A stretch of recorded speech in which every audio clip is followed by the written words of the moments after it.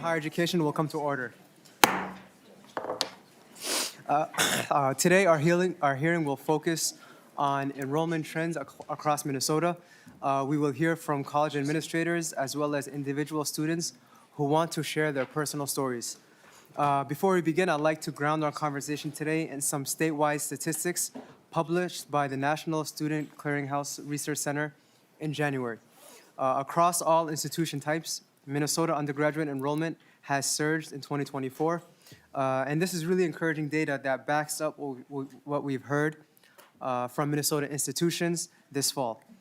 Some statistics that jump out to me are statewide Minnesota saw a 7.4 increase in undergraduate enrollment over the last year. Overall, headcount grew from 238,000 to 256,000, meaning Minnesota had a net gain of 18,000 students pursuing higher education. This is an important leap to help us get closer to our 2025 attainment goal. Minnesota's enrollment growth was higher than the national average of 4.5% and more than double the Midwest average of 3.5%. Minnesota's enrollment growth was the 5th highest of any state nationwide and the highest in the Midwest. Taking a closer look, enrollment growth was strong across different institution types. Nonprofit private institutions had a 4.2% enrollment increase. Public four-year institutions had a 4.8% enrollment increase, and community and technical colleges had an 11.5% enrollment increase. This is a huge step forward for helping Minnesotans build wealth and meeting our state's critical future workforce needs. I'm hoping our conversation today will give us new insights into how we can keep this strong trend growing. Looking forward to hearing from the perspectives of our institutions and the students who are here to speak for us today. And with that, we'll begin with our first testifier, Melissa Lopez-Franzen, Director of Government Relations from the University of Minnesota. Welcome. Please introduce yourself for the record and begin. Good afternoon. Thank you, Mr. Chair, and thank you, members. As the Chair said, my name is Melissa Lopez-Franzen. I'm the Executive Director of Government and Community Relations at the University of Minnesota. Thank you for inviting us here today to discuss enrollment across the 5 campuses that make up the University of Minnesota system. What do we know? We know nationally that enrollment trends for higher education institutions have shown a decline. This is driven by factors such as demographic shifts, declining birth rates, and changing perceptions of the value of a college degree. However, as was mentioned, the University of Minnesota has a unique story of recovery that differentiates us from other higher education institutions. What are you going to hear from our presenters today? You are going to hear a demonstration of that recovery. What else do we know? We know that the University of Minnesota offers an exceptional academic experience, combining world-class research opportunities with a vibrant campus community across our 5 distinct campuses. We know that students from every part of Minnesota, every county, seek a degree from the University of Minnesota. With top-ranked programs spanning diverse disciplines, students gain access to research opportunities, esteemed faculty, and hands-on learning experiences that prepare them for successful careers. Whether pursuing studies in science, business, engineering, healthcare, or the arts, students benefit from a dynamic and collaborative learning environment that fosters innovation, personal growth, with real-world impact. Additionally, the university's strong connection with industry leaders and a vast alumni network provide invaluable career support and opportunities beyond graduation. Each of our 5 campuses offers a unique identity and an academic focus, attracting a broad spectrum of students with different goals and learning styles. Crookston specializes in career-focused, technology-driven education programs that emphasize experiential learning. With a strong emphasis on agriculture, business, and applied sciences, Crookston is a leader in online and hybrid learning options, making education more accessible for working students and those in rural communities entering our workforce. The Duluth campus offers a comprehensive university experience with a strong focus on professional and STEM-based programs, such as engineering, environmental sciences, business, and it's nestled along the shores of Lake Superior. UMD attracts students who value outdoor recreation and a balance between rigorous academics and an active lifestyle. Morris, a nationally recognized liberal arts college, fosters a close-knit learning environment focused on undergraduate education, with small class sizes and a strong emphasis on personalized learning.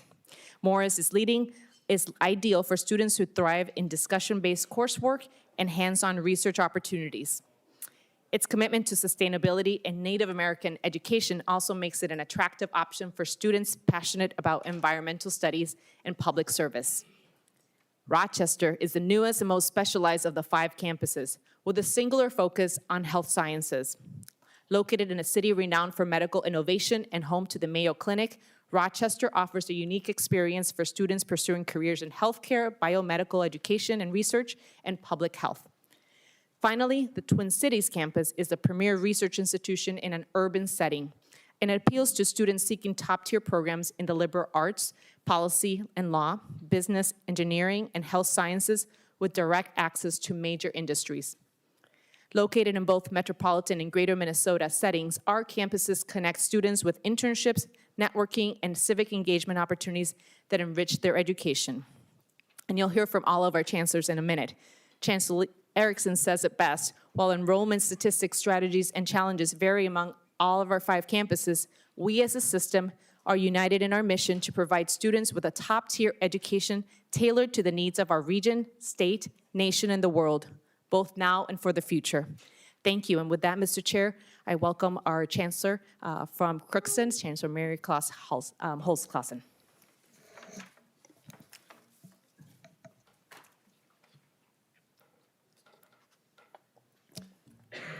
Welcome. Please introduce yourself for the record and begin.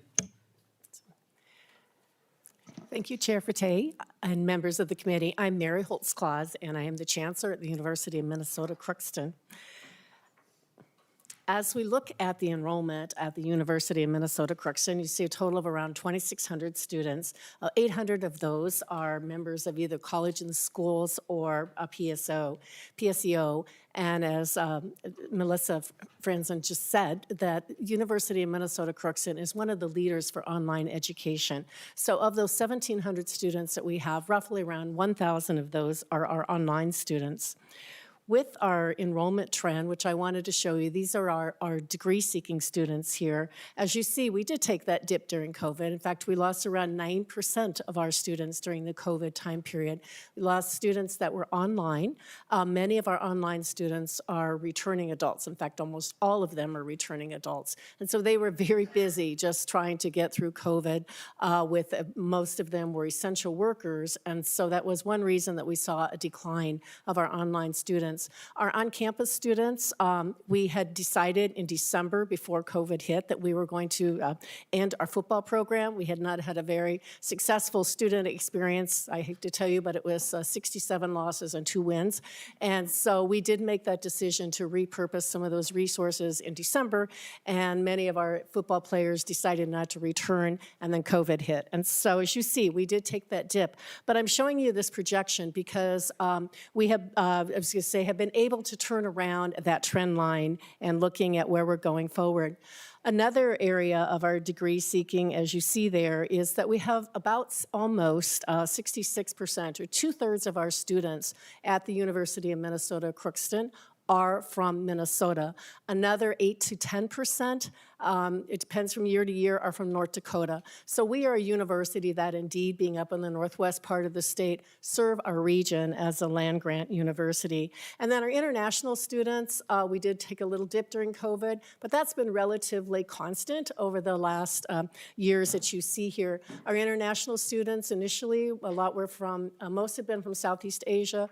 Originally, they were from South Korea. We had a large number of students from China. And then about 6 years ago, we started to work very aggressively in bringing students from Vietnam. And so we have some 2+2 programs with several universities in Ho Chi Minh City in Vietnam. We also have students. We are a Division II athletics program. So we also have student athletes that also join us. Since the portal, the availability for students to see opportunities around the world has changed. But overall, our international students have remained relatively constant through the years. I wanted to show you a very important part of the students that we serve, and these are the, excuse me, our non-degree seeking students. As you see, college and schools is most of our students, and then we also have students from PSEO. Our college and the schools, the requirements for our accreditor, the Higher Learning Commission, changed some of the requirements for people who could be instructors of college and the school. And so you see we took a little dip, but we're starting to, again, develop more professors and individuals who could teach those students and meet the qualifications with that. This is a quick slide of our on-campus demographics. And as you will see there, again, very, very strong Minnesota students who come there. We're also a university that provides access for first-gen students. We are one of the leaders early on with first-gen success and looking at ways that we can help our first-generation students be successful. As we're developing our enrollment strategy, as I said, we've really focused on a couple of different areas. First of all, I want to call out the Minnesota Office of Higher Education on the Direct Admissions Program. That has been a very successful program for many students who normally maybe did not even see that they could apply for college, and with the Direct Admissions Program, they're able to do that. We really focus a lot on pathway programs, as you see here. Obviously, we have a large agricultural focus on our on-campus, so we're involved with FFA and 4-H programs. And in your packet is also a flyer which talks about career pathways that we are working with Minnesota State for career pathways. This one is in agriculture and natural resources. So together, both Minnesota State and CFAN's University of Minnesota Crookston are helping students understand that they can have a career in agriculture. We intend to develop those for other industries as well. And then I was going to say we have several 2+2 programs, which means 2 years at our Crookston campus and 2 years at this point in time, the Twin Cities. We're also looking with our other campuses to see if there are other 2+2 programs with there. And then we have something that's worked very well. It's actually been funded by philanthropy. It's a Center for Rural Science and Technology. And so we are actually going out and definitely into a number of different school districts, explaining to young people about opportunities in higher education. As I said, in addition to our on-campus students, we have a very strong number of online students. Our online students they're really, really geared towards returning adults. Our average age of our online students, you see there, is 30 years of age. We have done a lot to ensure that the students are given credit for prior learning and that it's easy for them to have access. Our students that are online students are very, very motivated. When a lot of them started, we started doing online programs more than 20 years ago. And at that time, they were taking 6 credits, and now they're averaging almost 10 credits per semester. So they're there, they want to get their degree, and we are there to help them succeed with that. So some of the areas that we worked with a lot in our online opportunities, as I said, is re-engaging our regional employers. And we're listening to what our employers are saying. What do they need for pathways? What do they need coming from the careers? What are the skill sets that our students need with that? And so we've been focusing a lot on our returning adults. We also work with a company called Guild, which is a company that works with Fortune 500 companies. And so we have students, even though 67% of our online students are from Minnesota, we do have students from all over the United States, and they're taking our online programs with that. But another important part is not only recruiting students, and we've been working to try to recruit the right student for us in Crookston.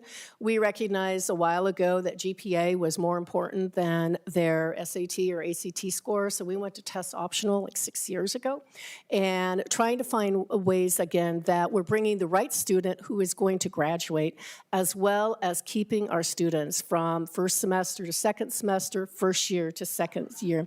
I'm by training an economist. I love to look at trend lines that go up, and that's what we've been able to do here with retention rates with our students. Some of the things that we have done included our first year seminar courses, professional advising for incoming students, and as I said, admitting for success, that a student that's going to come here, we're going to help them be successful.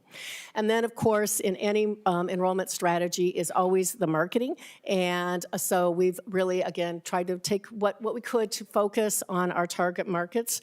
And we also recognize that sometimes we weren't doing a very good job of recruiting students locally. So you see that we have a number of different commercials, a number of different ads, billboards that say things like you don't have to go far to go far. We have students that we focused on in these ads right here, just local sports areas, display ads, digital ads, so we've been really focusing all that.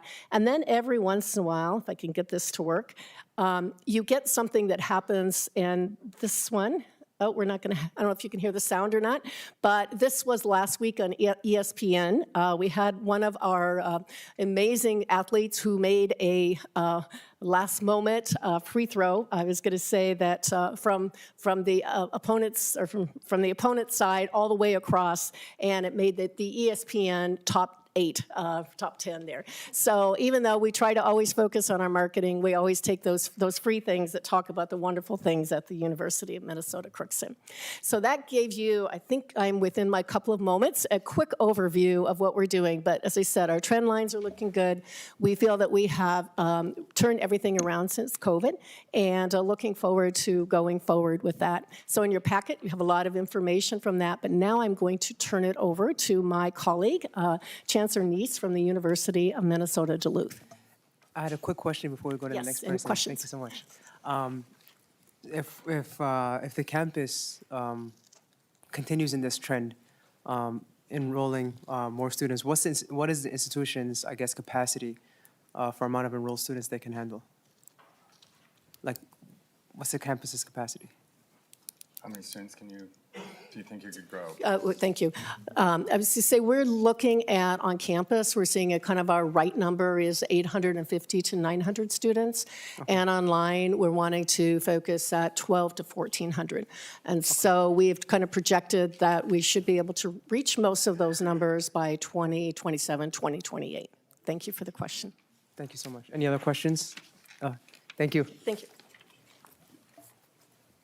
Fantastic, and not to be completely outdone by my colleague, I don't have the video from Tuesday night, but evidently our player went up for a slam dunk in the final second of the game and we won by 1 point. So super exciting. Honored to be here. I had a chance to interact with a lot of you yesterday when it was Bulldog Day at the Capitol, and a chance for us to have over 70 of our undergraduate scholars in the Capitol meeting with a lot of you and telling the story of the University of Minnesota Duluth. For those of you whom I haven't had a chance to meet, Charles Neese, and I serve as the chancellor at UMD. As you can see from the photo, we are this great mid-sized university that is perched on the stunning shores of Lake Superior. But what makes us really distinctive is the opportunity for, at that mid-sized university environment, the level of research enterprise that is actually happening at our institution.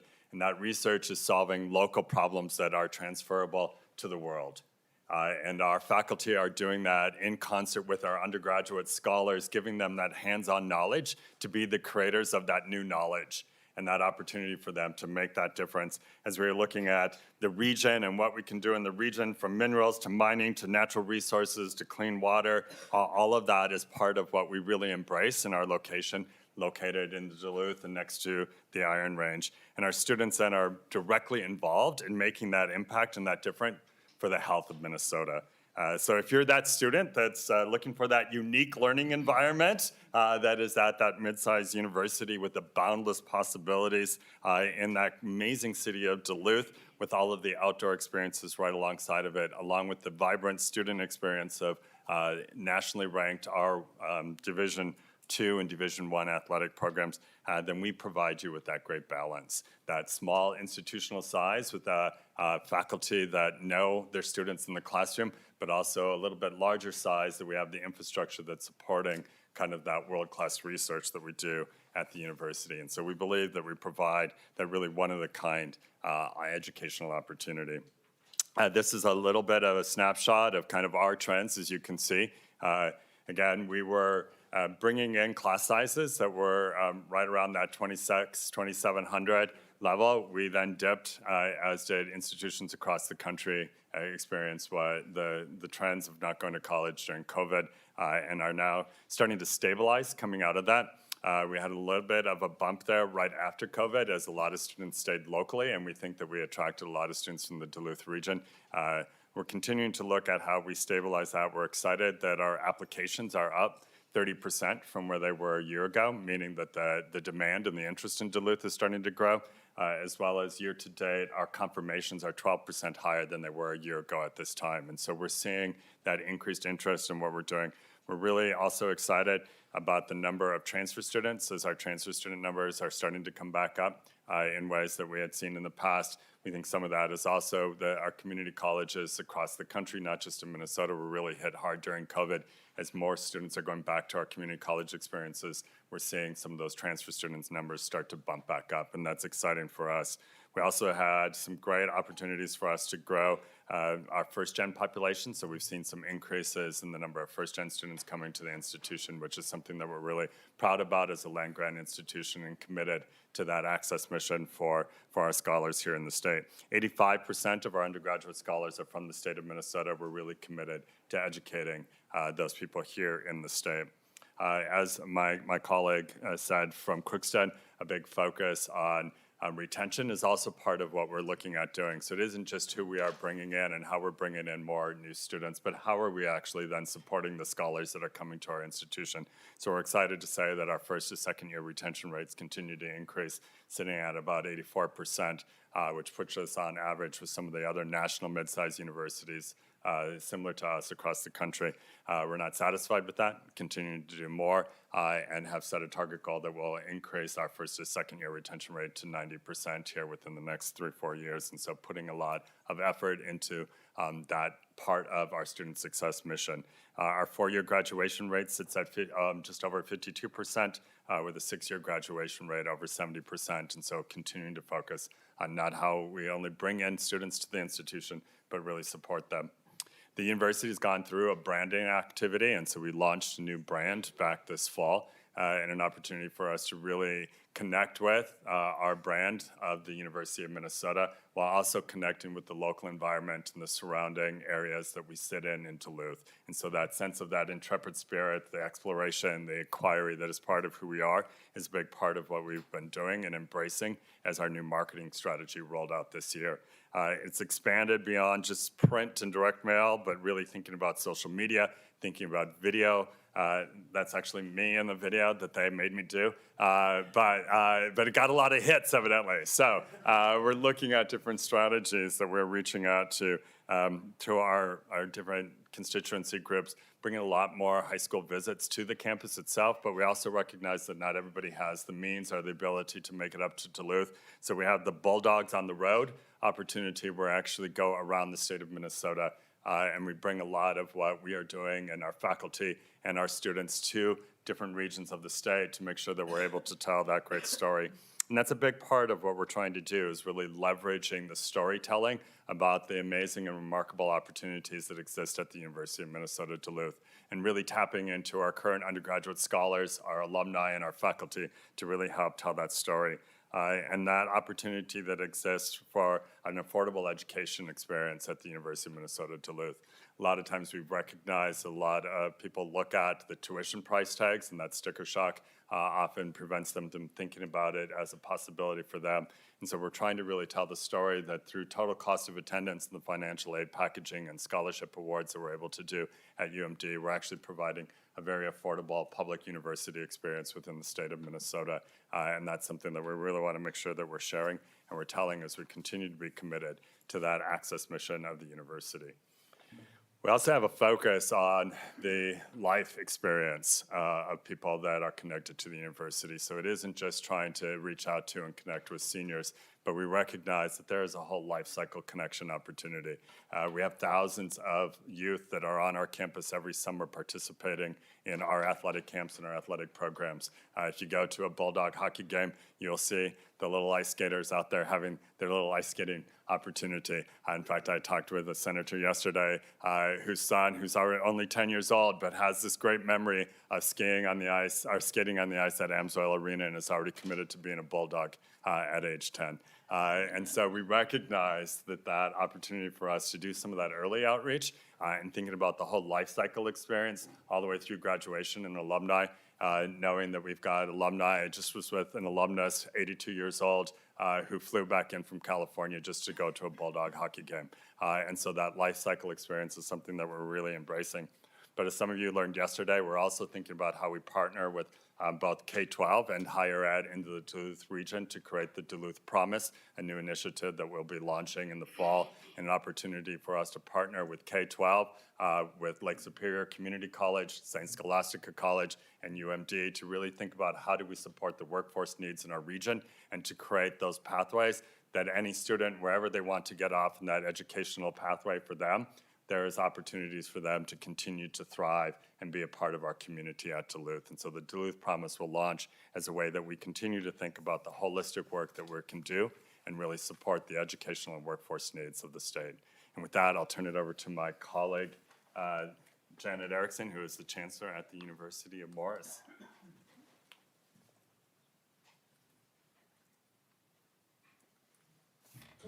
Welcome. Please introduce yourself for the record and begin.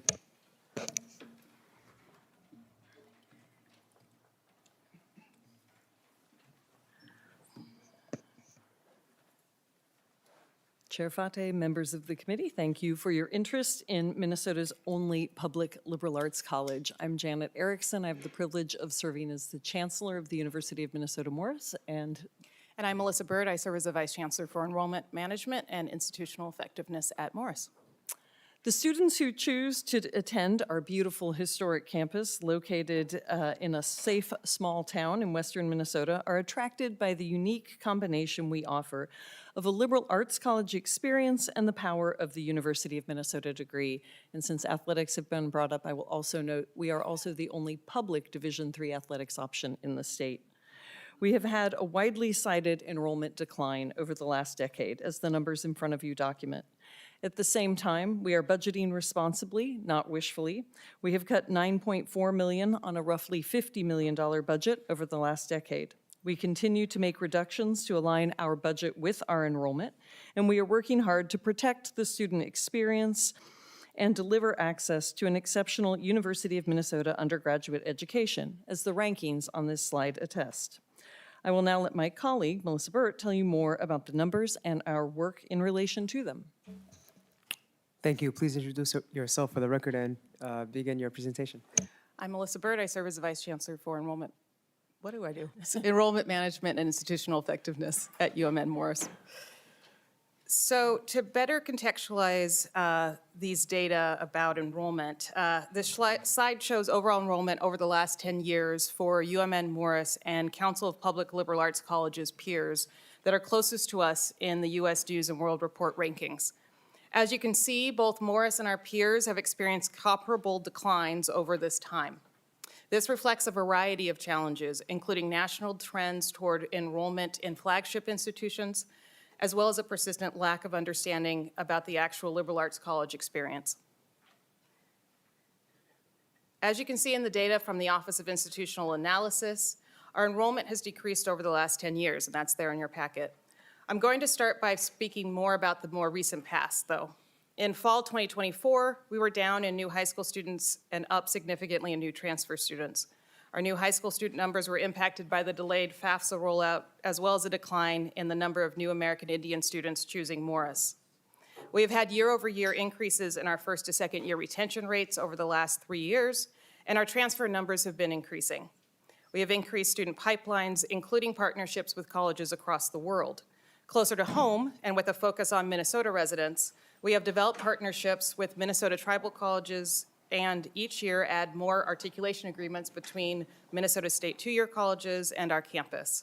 For fall 2025, we are up 30% in applications and admits and up 17% in confirmations, although I am aware that it's early and we have a ways to go until September. In terms of the impact of our campus, especially as we think about what's changed post-COVID. So this slide reflects the hallmarks of a Morris experience: interactive and engaging high-impact practices like undergraduate research and campus leadership. So the pandemic significantly impacted our students because the close campus community was a central aspect of their educational experience. Although we're steadily seeing more engagement across campus, we are not back to pre-COVID levels. In terms of recruitment, we are strategically investing in marketing at a level that we have not done in the more recent past, including a new brand marketing plan. In terms of recent work we're doing to help address rural workforce needs, we launched this year the licensed alcohol and drug counseling track, drawing on our existing psychology and human services programs to direct students toward a professional license in an area of extremely high state need, especially in our rural areas. UMN Morris operates with close connection to the community that surrounds the campus, including such things as training students to serve as translators, organizing community meals, placing students in local and regional internships, just to name a few. The education we provide has a less clearly linear connection to specific jobs, but 95% of our graduates are employed or in graduate school in the first year after graduation. We're meeting workforce needs by graduating teachers and students who go on to become physicians, lawyers, and other community contributors, including in rural areas. For students looking for a close-knit community committed to sustainability, Morris is your campus. And I'm going to pass it on to Chancellor Carroll, who will speak about enrollment at the Rochester campus. Thank you.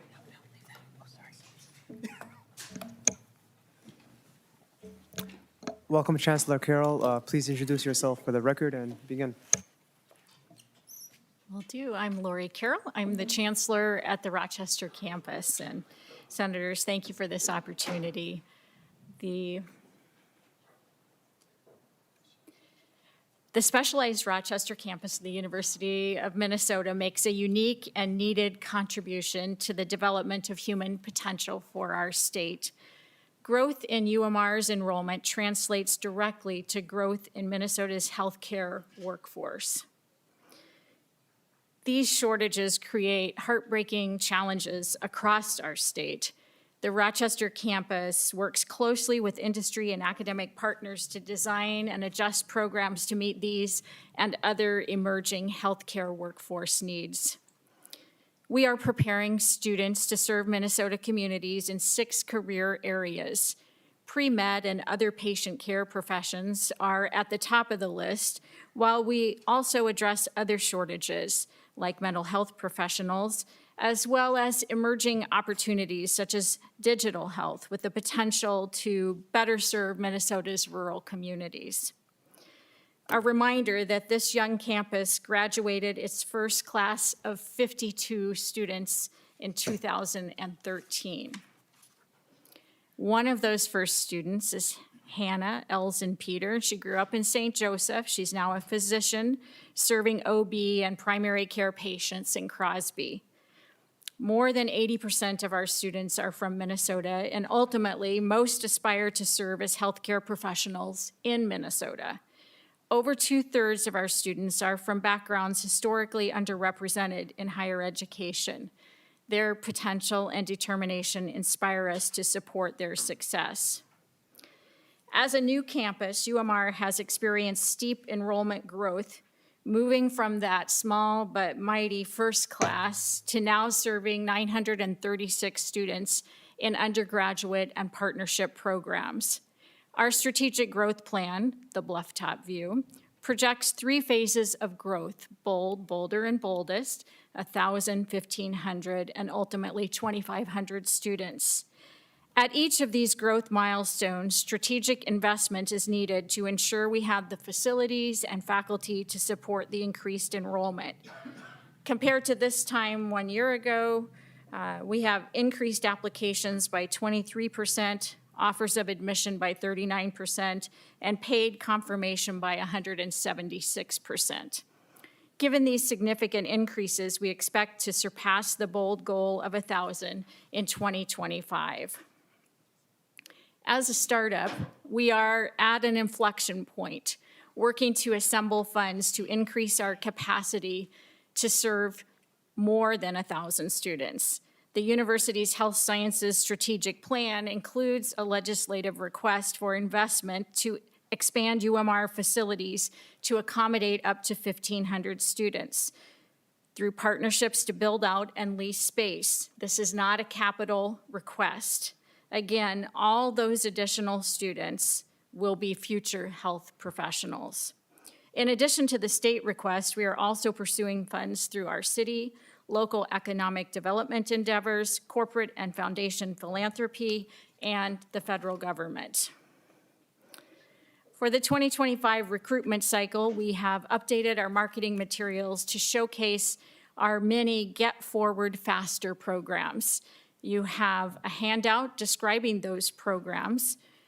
In these programs, we get graduates out serving Minnesota communities sooner, saving both time and money for the students. In addition, parent communication, increased scholarships, and summer pathway programs are being prioritized. To support student retention in our rigorous academic programs, we provide success coaches to guide student career exploration, active team-based learning, paid internships, mentors, living learning communities, senior year capstones for career launch, and more. Our first to second year retention increased again this year, up to 86%, and we will keep striving. And in May 2024, 20% of graduating seniors completed their baccalaureate in 3 years rather than 4. The Rochester campus is currently contributing to the university's commitment to reduce healthcare workforce shortages statewide. With investment, we will move toward a bolder enrollment in this decade. Thank you. And now to my Twin Cities colleagues. Thank you so much. Welcome, Mr. Sneed. Please introduce yourself for the record and begin.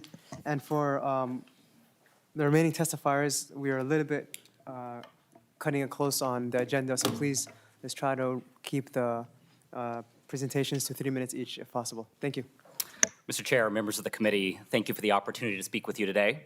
My name is Greg Sneed, and I serve as Vice Provost for Enrollment Management on the Twin Cities campus. As the state's only R1 research-intensive institution, the Twin Cities campus plays a unique role in Minnesota's higher education landscape, and I'm proud to share how we recruit and support our students' educational journeys. Interest in the Twin Cities campus remains strong. This past fall, we enrolled one of the largest incoming classes ever, with the largest number of Minnesota residents since the 1970s. As you can see in your materials, total undergraduate enrollment on the Twin Cities campus rose this fall to just shy of 32,000 students, 69% of whom were Minnesota residents.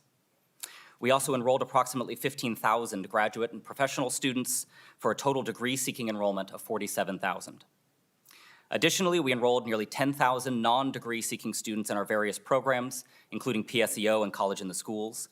These programs in particular give high-achieving Minnesota high school students access to advanced college-level coursework. This not only allows these students to challenge themselves, but it can also speed their time to degree once they enroll in college. The Twin Cities campus is distinguished from other institutions in the state by its research-intensive mission, which in turn enriches the educational experience for all of our students. We offer over 150 undergraduate majors and hundreds of graduate and professional programs, and our faculty includes members of the National Academy of Sciences, MacArthur Fellows, and Nobel laureates. Faculty and staff on our campus serve as more than just educators, but also as mentors who support and guide our students to become critical thinkers and contributing members of our society in their chosen fields. I should also point out that we reclaimed the axe from our friends in Wisconsin this past year. We are strategically positioned to engage with Minnesota's growing sectors, including healthcare, technology, finance, and manufacturing, ensuring that our students graduate with real-world experience. As a land-grant university, we are dedicated to ensuring that higher education remains accessible to all Minnesotans. We provide generous financial aid packages, including exceptional offerings from the state, like North Star Promise, to help ensure that financial barriers do not prevent students from enrolling or persisting on through graduation. We actively recruit students from every county in the state and maintain strong commitment to broad diversity within our student body, including veterans and students from rural communities, as well as students who are the first in their family to go to college and those from low-income, middle-income, and high-income families. The significant investment by the state in the University of Minnesota shows clearly on the Twin Cities campus. 93% of our graduates are employed or continuing their education within a year of graduation, most here in Minnesota. Our undergraduate retention rate is recovering from the pandemic and currently stands at 91%, which is among the highest of any university in the country. We enroll students from every one of the 87 counties in the state, as well as students from across the country and around the world. As you've heard from my colleagues, one of the real strengths of the University of Minnesota is that we are a system of 5 diverse campuses with different identities, but a common core mission to better the lives of all Minnesotans through our research, teaching, and service. We're a launchpad for innovation, healthcare, economic growth, and workforce development. The Twin Cities campus is a unique combination of these factors within the state, and it makes us a top choice for prospective students. As we look ahead, we remain committed to strengthening our role as Minnesota's flagship university and ensuring that every student we recruit has the resources and support they need to succeed. Thank you for your time. Thank you so much for your presentation. Before we continue, are there any questions from members? Seeing none, we're going to do a little bit of a switch since we got to accommodate different schedules. We're going to go to Lori Clues, the president from St. Cloud Tech Community College. I believe Lori's on Zoom.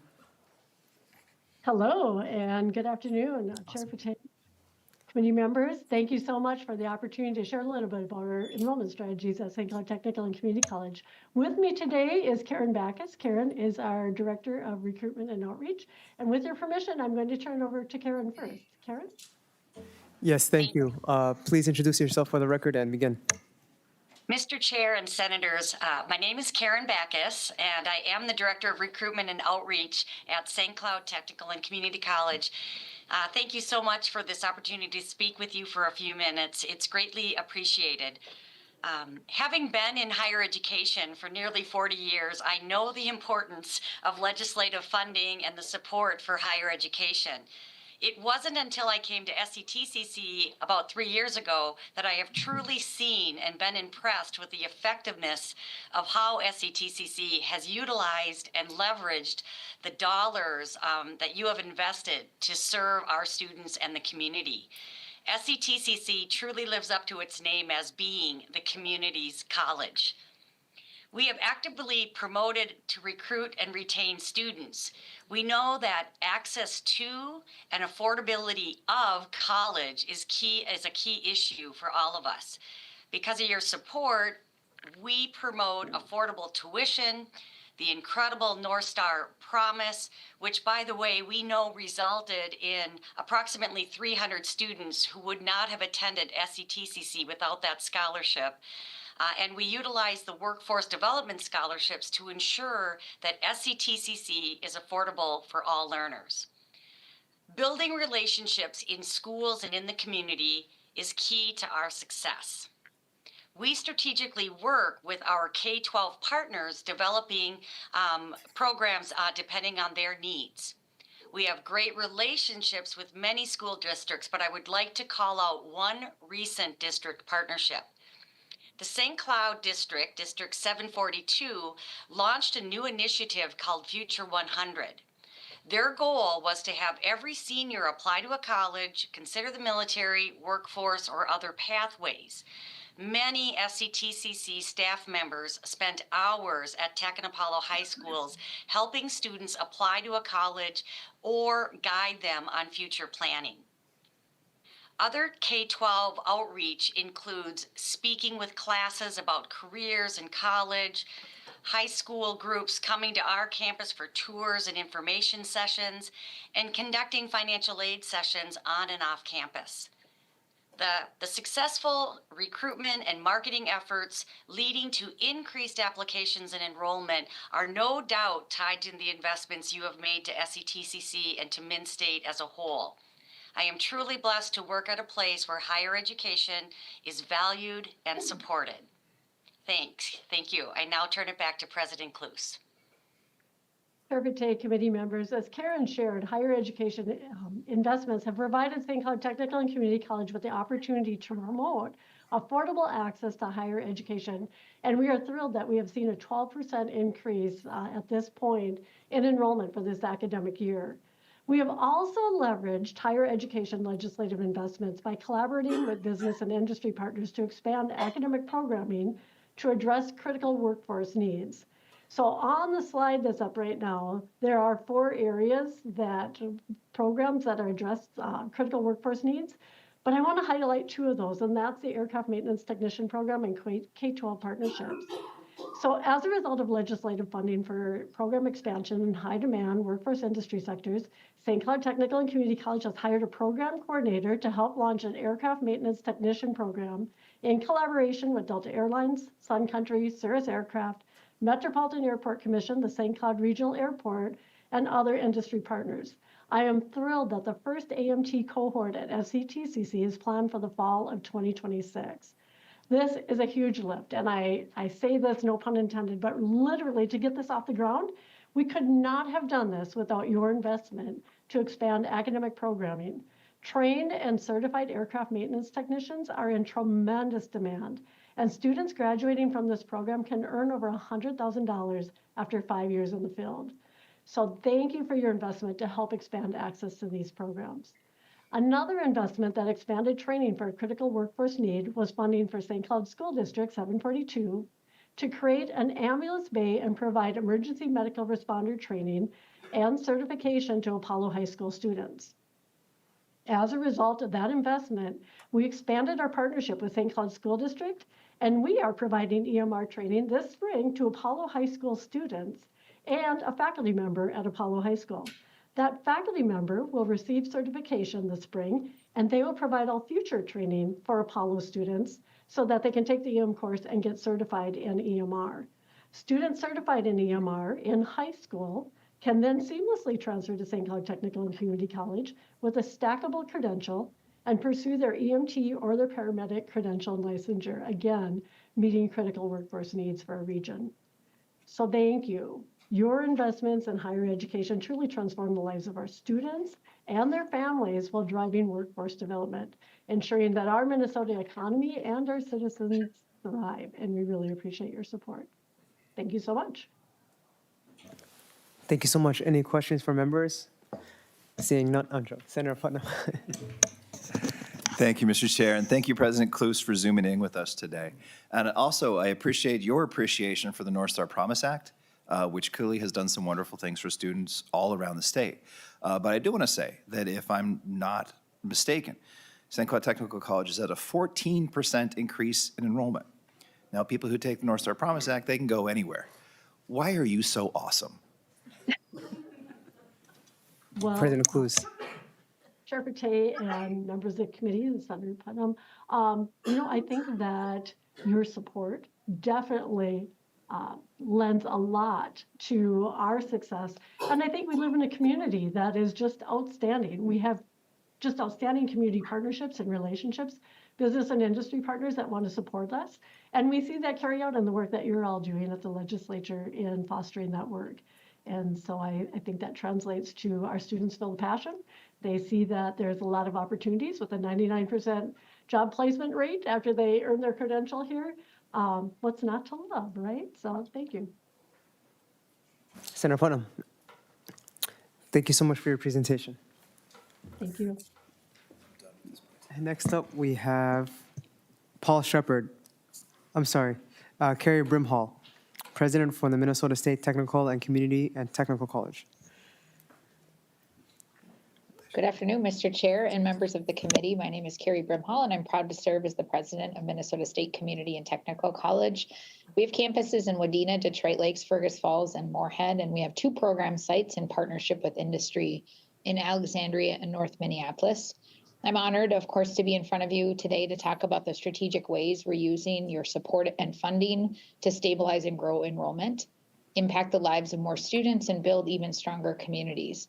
Recruiting students and telling our story has changed a great deal since I had that role at the college 25 years ago.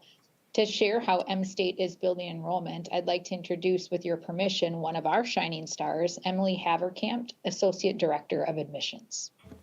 Yes, thank you so much. Please introduce yourself for the record and begin. Thank you, Mr. Chair, Committee, and President Brimhall. My name is Emily Haverkamp, and I am the Assistant Director of Enrollment and Admissions at M-State, and I'm excited to talk about all of the good work that we've been doing at M-State. We recognize that enrollment and vacancy challenges exist simultaneously for our high school and business partners.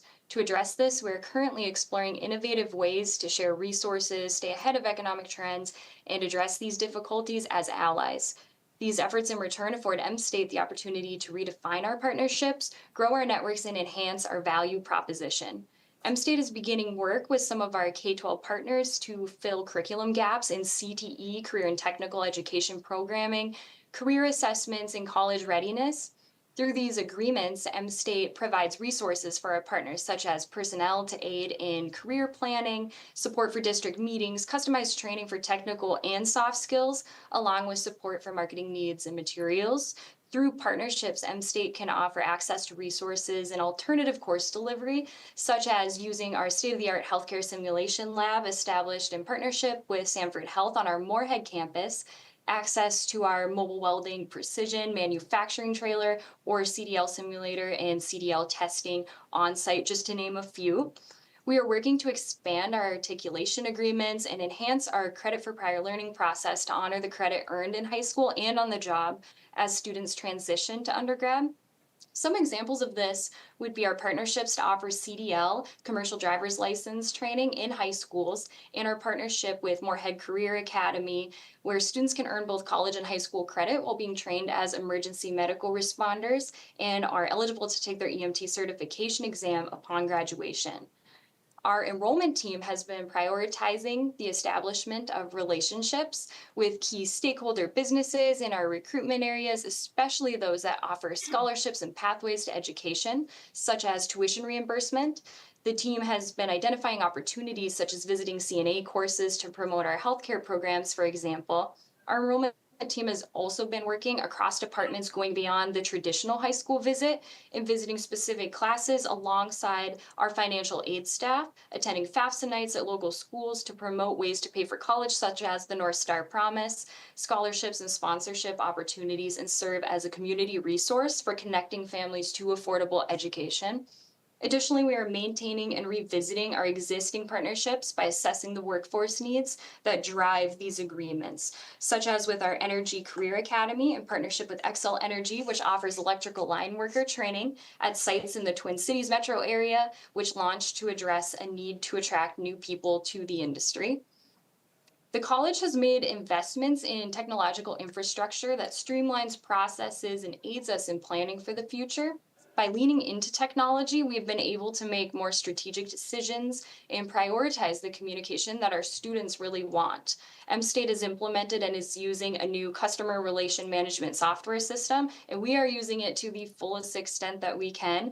Our CRM allows us to accurately track the origin of student inquiries into our institution while providing a bird's eye view, if you will, of the matriculation from prospective student to enrolled. And we can accurately track where our students are actually coming from versus where we think that they're coming from. The automation that our CRM has provided us for processes that were previously done manually helps our recruiters prioritize their time, developing and maintaining the relationships as alluded to before, as they expand their recruitment areas and increase their high school visits and visits to businesses as well.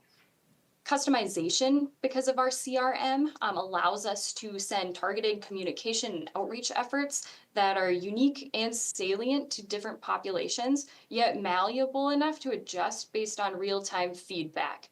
Our CRM provides us with a feedback loop that is invaluable. We take it very seriously, and we like to respond in real time if we can and adjust based on what our students and prospective students are telling us.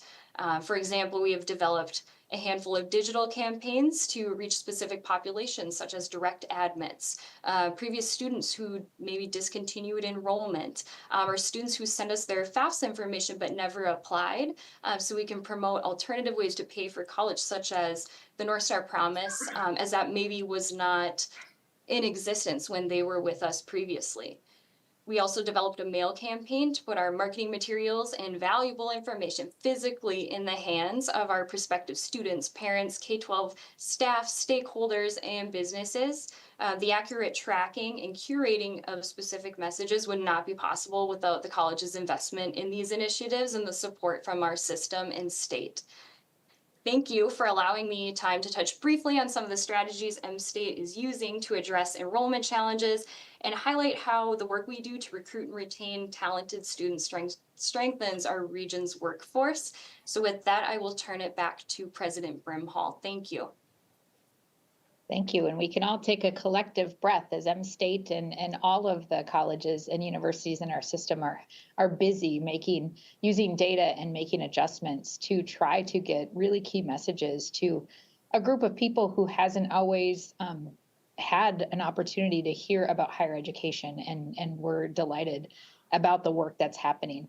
So I hope you see the dollars invested are making an impact on our enrollment and our financial sustainability, and most importantly, on the lives of the students that we have the privilege to teach and serve at M-State. I've been working in our system for 27 years, and I can confidently say, although I know we have challenges ahead of us, I continue to be hopeful about our future because of employees like Emily who choose to be in education when they can work anywhere because they want to change lives, and the thousands of business and community leaders who we partner with on an annual basis. I'm also hopeful because of your continued support and willingness to invest in our students and their needs, the story that doesn't always get told. At the college, we have a sign that says, "If you knew my story, you'd be proud," signed every single M-State student. So on behalf of those students and all of our employees, I want to thank you for your continued service, leadership, and support of our system and of the students that we serve. So, Mr. Chair, that concludes our testimony. With your permission, I think we've changed orders. I think I'm turning it back over to our system leaders. Senator Kupek with a question. Sure. If I could just ask one question, Mr. Chair. Thank you, President Brimhall. One question, enrollment is up, but I'm curious too, you've really also increased enrollment in some key areas where we also have some job shortages. So what has M-State done to kind of target those specific areas to bring in students for areas where we're kind of short on workers? President Brimhall. Mr. Chair, Senator Kupek, it's good to hear from you and members of the committee. You know, it's really that alignment that Emily spoke about that's important to us. One of the initiatives that we're doing as we speak is looking at the interest of high school students and then what high schools are offering in their curriculum and seeing where there are gaps. And so the Healthcare Simulation Center that we just opened on the Moorhead campus is really designed certainly for our students in interdisciplinary learning, but it's also designed because a lot of students in high schools don't have access to healthcare curriculum in the high school. And they also don't have access to understand how healthcare careers integrate with each other. So often they know nurses and they know doctors, but they don't know med lab techs. They don't know all of the other functions, HIT or health information technology. And so the design of the simulation center is to see how they all work together and then to start to look at what their skills and talents are and what is most interesting to them. So we really try to, you know, at community and technical colleges, the program mix is designed to meet the needs of the region. So every year we add programs and we take away programs because we're trying to align what we offer to the jobs in our region. We have a different mission than a lot of colleges and universities that have a mission to send people into the world. Our mission is to align ourselves with the regions that we are here to serve. And so we adjust based on that data every single year. We're looking at a solar program right now in the Fergus Falls campus. Every year we're looking at new things because we see that job market. We hear from industry partners on every day about what they need, and we're making those adjustments. So I think it's really the design of who we are is to be responsive to the region and the workforce needs of that region. Thank you, Senator Kupek. Any other questions? Seeing none, thank you both so much. We'll be moving on to Vice Chancellor Bill Mackey, as well as Associate Vice Chancellor Paul Shepard. Welcome. Please introduce yourselves for the record and begin. Thank you, Chair Fateh and members of the committee. For the record, my name is Bill Mackey. I serve as the Vice Chancellor for Finance and Facilities at Minnesota State. Want to just spend a few moments giving a brief overview of the system's 10-year enrollment trends with the two handouts that are in your packet. I know we have some time constraints this afternoon, so certainly would take questions at any time related to the data. I'll just make some relative macro type remarks. As when we were sitting here 2 years ago, the overall picture between 2013 and 2022 were some significant decreases. And while we still have decreases in this latest 10-year period, we have had significant improvement, mainly due to the investments that were made in the 24-25 biennium. You had the opportunity to hear 2 of our 26 college enrollment stories, and there's also enrollment stories at each of our 7 universities. And you'll notice on the spreadsheets that lay out both our head count and our full year equivalent data over the last decade that there's a lot of variation between colleges and universities. The good news is that fiscal 24, last academic year, brought the system its first enrollment increases since 2011 in FYEs. FYEs over this time period in the spreadsheet decreased by about 22%.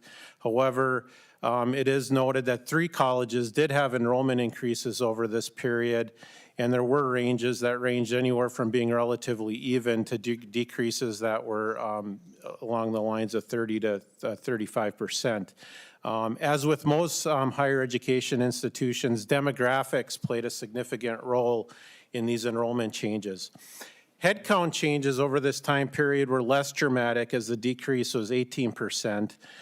4 colleges and 2 universities did have a headcount growth over this time period. 2 of the colleges, Riverland and Pine, had growth in both FYE and headcount. The 4% gap in the change between FYE and headcount also indicates that on average, in fiscal year 24, students are taking a lower credit load than they did in fiscal year 2015. Also, the data in front of you focuses on final enrollment figures. And as you heard from Presidents Kloos and Brimhall, the enrollment picture for the 24-25 academic year is very promising for Minnesota State. As a system, we're on track to have enrollment growth of more than 5% on a full year equivalent basis. 25 of the 26 colleges are projecting enrollment growth from fiscal year 24, along with 6 of the 7 universities. There also is some of the growth, and it was mentioned at one of the colleges presenting, is in excess of 10% at 5 colleges and 2 of the universities. The current 24-25 biennium has certainly been a positive turning point for Minnesota State's colleges and universities. And Mr. Chair, with your permission, I'd like to turn the presentation over to my colleague, Associate Vice Chancellor Paul Shepard, to talk about more some of the programs and services that have had an impact on that enrollment picture. Thank you. Welcome, Mr. Shepard. Thank you, Chair Fateh and members of the committee. For the record, my name is Paul Shepard, and I serve as the Associate Vice Chancellor for Student Affairs and Enrollment Management for the Minnesota State System. And I'm really happy to have this opportunity to share some additional information with you regarding our system enrollment. Each Minnesota State college or university, of course, has their own unique enrollment story that includes strategies to facilitate the successful recruitment of new students and the retention of current students persisting to completion of their educational goals. Our team at the System Office is dedicated to supporting college and university strategic enrollment management plans by sharing effective practices and pursuing system-wide resources that are available to all students at all of our colleges and universities. The investments made by the legislature in supporting basic needs, mental health, and other high-need student support resources help to address the barriers students face in accessing higher education and continuing their higher education journey until completion. Fall 2024 semester data showed increases in the number of high school students taking classes at our colleges and universities, increases in the number of new undergraduate and transfer students, as well as increases in the number of retained continuing students.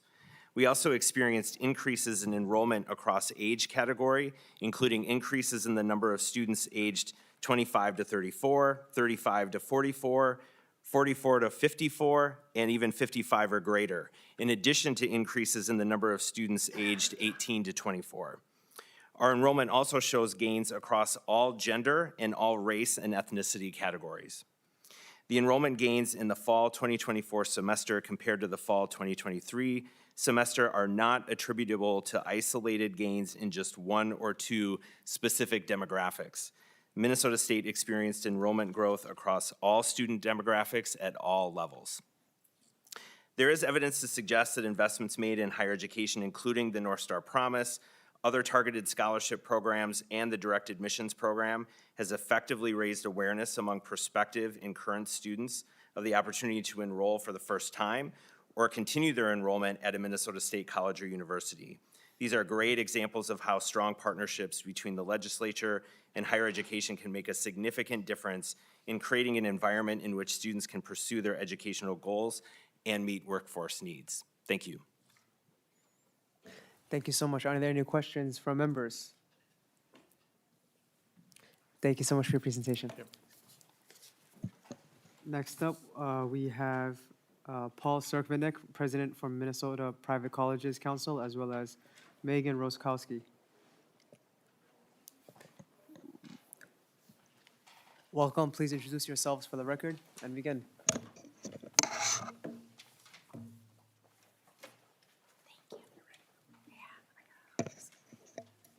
Chair Fateh and committee members, I'm Paul Serkvinek, President of the Minnesota Private College Council. Thank you for the opportunity to testify today. I'm going to let my colleague Megan Rozowski make our presentation, and I'll stick around in case there are questions that I can help answer. Just a second.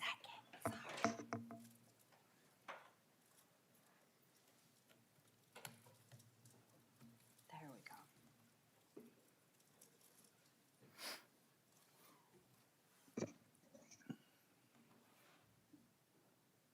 Sorry for the technical delay there.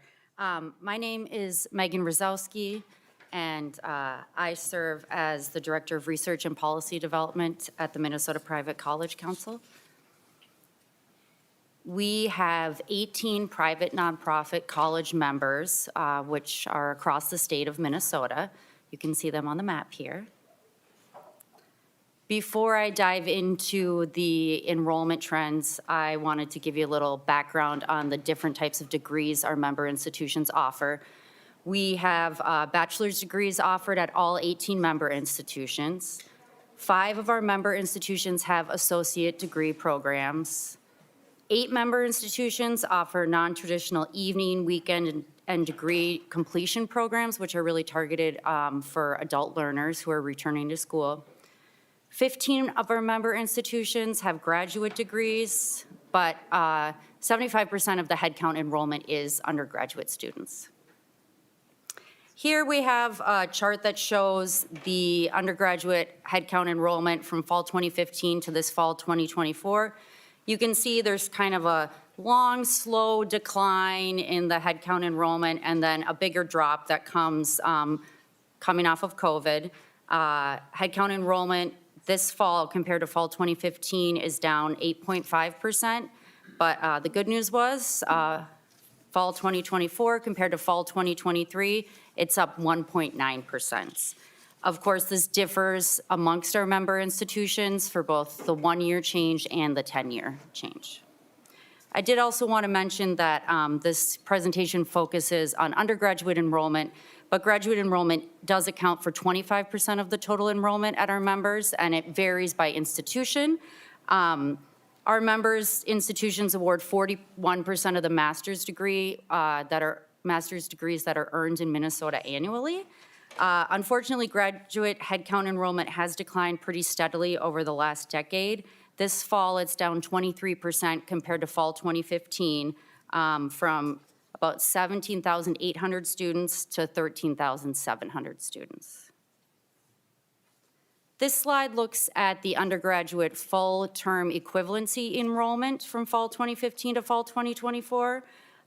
You can see here that there's also been a sort of slow decline over the past 10 years. Overall, the FTE enrollment is down 10.9% in fall 2024 compared to fall 2015, and down about flat from fall 2023 to fall 2024. Just to give you a little bit of information about the students that we serve at our member institutions, 68% of our students are Minnesota residents. 33% of our undergraduates are students of color and Native American students. First-generation college students are 20% of our enrollment for undergrads. Pell Grant recipients are 1 out of every 4 undergraduate students. Part-time students are 13% of our enrollment, so 12 credits or less. And adult learners are 8%. And transfer students account for 17% of our new student enrollment annually. And this last slide here just gives you some information on the change in undergraduate headcount enrollment by race ethnicity between fall 2015 and fall 2024.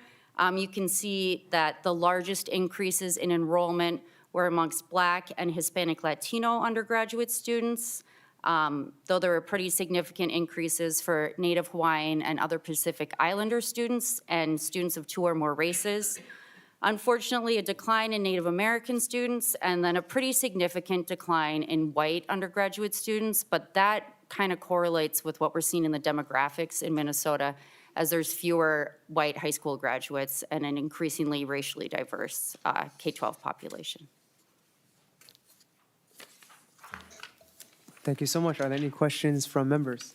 Senator Umu Verbatim. Thank you, Mr. Chair. Thank you for the presentation. I just have to bring up what's happening at St. Thomas and the loss of those federal dollars. It's pretty devastating for a really important program that y'all are doing to help us get more special education teachers. Can you talk about how that's impacting enrollment and those students right now? Well, for committee members' information, St. Thomas had a federal grant of $8.6 million that was focused on addressing teacher shortages in elementary education and special education. I'm not an expert on the details of this grant, but as a result of the recent executive orders at the federal level, that grant was eliminated. St. Thomas lost 2 grants that I know of. As an association, we're collecting data from all of our institutions on the effects of executive orders on their federal grants. I know that there are other institutions in our membership that have teacher preparation programs that are also losing grants focused on similar efforts to the grant at St. Thomas, as well as grants across the whole wide spectrum of other educational opportunities for students. 8.6 million in any one of our small colleges is a huge amount of money, and I'm not in a position to speak to how St. Thomas is going to deal with that problem, but it's way beyond the capacity of the institution to simply just find money to continue the program without those dollars. Senator Umu Verbatim. Thank you, and totally understand. It's pretty devastating. I saw on the slide the students that you serve, just kind of the breakdown. I know there's a wide variety too between the different institutions and the amount of like Pell Grant recipients, for example, which we're watching to make sure that's also not impacted. But I'm thinking about, institutions like Augsburg and Hamlin that have, around 50%, if not higher, Pell Grant recipients. Very different from some of the other private colleges like Macalester or Carleton. But are there any of these other indicators that have you nervous about losing out on federal funds, being seen as somehow supporting DEI that is related to, a grant that was already taken away from St. Thomas? I don't know that I necessarily want you to put a target out on some of your institutions, but just trying to get a better sense of where those vulnerabilities may be. And it's disappointing to me because I know there are institutions that are working really hard to get students in who are first generation, who need Pell, students of color, really making sure that student body reflects the state of Minnesota. So anything that you want to share about kind of the different approaches that your institutions are taking and any worries that you may have? President Cirkmanek. Mr. Chair and Senator Umu Verbatim, We are, at this point, like everybody else, trying to understand what the ultimate impacts will be. I don't think we know enough yet. This information is coming out slowly. There are, court cases that are going to have some potential impacts on this. So I don't think we're in a position yet to say with any specificity how this might ultimately impact schools more broadly. We know that right now the few cases that are in the news, that's about it. So. Thank you. Are there any other questions from members? Thank you so much for your presentation. Thank you. Thank you. Thanks. Next up, we'll hear from our students. First, we have Limu Garyu from Metro State University. And next up after that, we will have Hans Arvidsson Hicks. For the remainder of the testifiers, please keep testimony to 2 minutes. We're a little bit short on time. So thank you so much, and begin. Thank you, Chair Fateh and committee members. My name is Limu Garyu, and I am a senior at Metro State University studying public relations. As a kid, excellence in my academics was always something that I wanted to achieve. I attended Galtier Magnet School for my elementary education. During my time there, I was accepted into the Gifted and Talented program, which was such a joy to my parents to have an intelligent and gifted kid. When I would even receive awards, I would get them laminated so I could hang them up at home. Fast forward to high school, I did really well in my English class, and my teacher placed me in advanced placement English, which prepared me for college. I was also able to graduate high school. Soon after I graduated high school, I attended the Art Institute of Minnesota in Minneapolis to pursue a career in fashion marketing. I then had the opportunity to go to California to attend the Art Institute of California in North Hollywood. It was an awesome opportunity. Sadly, I never got the chance to finish college. I worked so hard, working a full-time job to support myself to pay for tuition fees, while taking 4 classes each semester. After 4 years, I was so burnt out. Due to the stressors of working a full-time job while taking classes full-time, the major life changes of moving to a new city, and a poor diet, my life had changed because I wanted an education and worked very hard to put myself through school. A barrier to completing my education is that I do not have enough money left to pay for college. I am in my senior year, and if it was not for the North Star Promise Scholarship, I would not be able to go to school and finish my bachelor's degree in public relations. I also work at Metro State University. Therefore, I would not be able to work as a student assistant without the scholarship. Upon graduation, I would like to enter the entry-level Master of Science in Nursing and eventually become a doctor. With the North Star Promise Scholarship, I am able to have a chance at this career path. Having the North Star Promise Scholarship can take me further than I can go alone. I ask that this important scholarship is available to students today and preserved for students tomorrow. Income should not determine whether a student can get an education. Thank you so much. Thank you so much for your testimony. Next up, we have Hans Arvidsson Hicks, and then followed up by Grace Horn. Welcome. My name is Hans, and I'm a junior at Metro State University. I originally went to college in Grinnell and transferred to the College of St. Scholastica.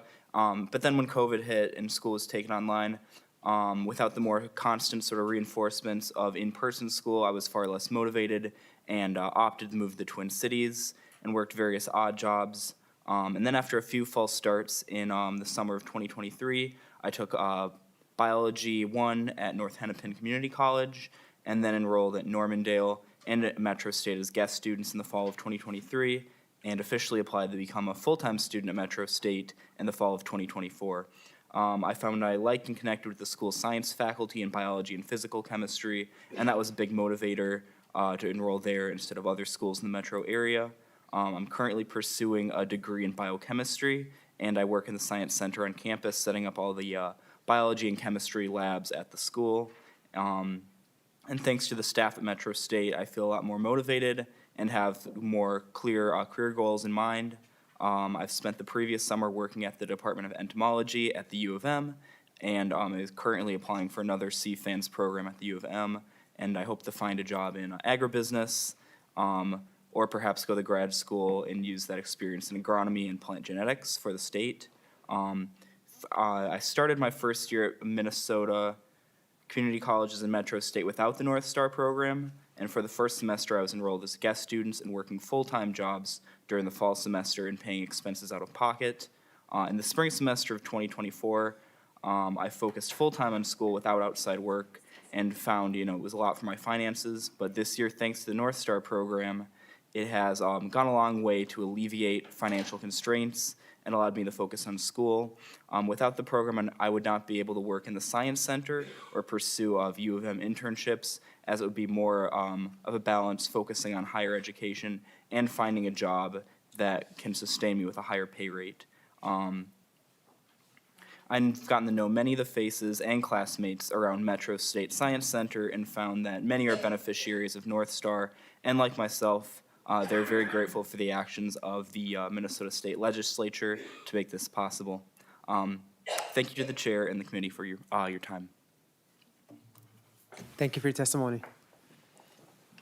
Next up, we have Grace Horn. And then after that, we'll have Kaylin Roeder. So welcome, Grace. Please introduce yourself for the record and begin. Okay, thank you. Thank you, Chair Fate and the committee members, for allowing student leaders like myself to discuss vital topics that greatly affect the life of all college students. I am here to discuss both the personal and generalized impact that the North Star Promise program has brought students across Minnesota, a truly life-changing program that has made higher education a reality for many people. My name is Grace Horn, and I'm a senior at Minnesota State College Southeast in Red Wing, with a primary focus in business management, set to graduate in the spring. Alongside attending school 3/4 time, I represent Leda Men as this term's treasurer. I work as a teller as my primary job and fulfill 2 separate side jobs for a total of 4 jobs. Life after college for me consists of focusing on my creative passions and turning them into a career. I plan to open my own food truck and book myself shows on the weekends. Growing up in a single income household, higher education was a far-fetched dream due to funding issues. After barely graduating high school and fighting food and housing insecurity, I planned to work. I didn't plan for a career. I planned to have jobs where I would have likely lived paycheck to paycheck because that's the life that I was raised in. I expected college life to come with an extreme burden of student loans, which for most, it does. But that's far from the truth. Financial aid and state grants are the reasons that college has been affordable for me, including the North Star Promise program as of fall semester of last year. Higher education financial assistance programs have allowed me to make an old dream my new reality. If I had to pay full price for tuition, I wouldn't have been able to live independently or buy food for myself. As a result, I would have done poorly in my classes due to a lack of basic needs. With that being said, I believe that legislators should support the Understanding the True Cost of College Act to require colleges to provide financial aid transparency. Providing clear, standardized financial aid information that details all costs, including tuition, housing, books, transportation, and clearly explaining how grants are applied would help students make informed decisions when they are considering higher education. The North Star Promise program has been a reliable security for many students. However, there is a lot of work to do before the program unveils its full potential. Minnesota aims to have 70% of adults hold a degree or certificate, and by expanding the program, we can assist the state in achieving their goal. Currently, the AGI cap is sitting at $80,000 per household, and I believe that this cap targets the middle class and pose a detriment rather than a positive impact. Middle class or working class homes face the struggle of not qualifying for basic needs support systems through the state regardless of their insecurity status. These are the students that may also be denied programs such as North Star Promise or the Pell Grant. And by expanding this program with an increase on its current AGI gap, we extend even more support to a broader range of students. Addressing qualifying students, we can actively work toward bringing the affordability gap and expanding the program to cover non-tuition expenses such as textbooks and necessary equipment for majors that require tools to complete their degrees. This would have a significant impact on the income for our students by allowing them to allocate their funds for basic needs, transportation, and housing. Federal funding for the Department of Education feels uncertain, so it's vital that Minnesota provides students with the financial support they need to pursue a higher education. Thank you again, Chair Fate and the rest of the community for your continued support and for giving myself and other student representatives the opportunity to talk about the North Star Promise, a program that can and will continue to make impacts on Minnesota students. Thank you so much for your testimony. Next up, we have Kaylin Roeder. And then after that, we'll have Nora Rizk. Welcome. Please introduce yourself for the record and begin. Thank you, Chair Fate, and thank you, members of the committee, for inviting me here and for the opportunity to share my experience as a recipient of the North Star Promise Grant. My name is Kylan Roeder, and I'm a second-year student at South Central College. I also serve as the Public Relations Coordinator in the Liederman Cabinet, and I'm studying for my Associate of Arts degree. I'm on track to graduate later this year. After that, I will transfer to a university to pursue a degree in mathematics. I'd like to begin by expressing my gratitude for having me here to testify about the grant program that has changed the course of my life and has ultimately brought me here. Growing up and going to public school, I did not view college as an option. With anxieties about paying for the base cost of living already looming over my vision of post-school life, the idea of paying for college along the way seemed out of reach by default. I remember the moment I learned about the North Star Promise for the first time. I was seated next to my dad in his old Ford F-150, driving down the highway. We were just talking back and forth about life in general. Somehow the topic of college came up. He had been paying attention to a new bill that was in the works, one that would guarantee fully paid tuition and fees for students below a certain income threshold. He told me that he wasn't sure yet, but it sounded like I might qualify. That evening, and for many evenings after, I checked on the bill, any progress it had made, and how it might affect me. I learned that it had passed and that I did qualify. I learned that college might be for me after all. A few months later, I enrolled in my local community college. From there, I became as involved as I could, taking opportunities when they came up. I found a place in a community of student advocates that went by the name of Lead Men. And after learning that they had pushed for the North Star Promise to be implemented in the first place, I knew that this was where I wanted to be and what I wanted to do. The specifics may vary, but my story is not unique to me. There are thousands of students across the state of Minnesota that have a story just like mine. When the North Star Promise passed into law and Minnesota extended the offer of accessible education further than ever before, it wasn't just education that was offered, it was hope as well. Hope to elevate oneself and to break the cycle of poverty. Now I'm here to ask that you keep this promise. With the uncertainty surrounding federal funding for the Department of Education and federal grant programs, it is more important than ever that Minnesota provides students with the financial support they need to pursue higher education. Expanding income eligibility, addressing hidden costs, and improving messaging will help fulfill the program's mission of making college accessible for all.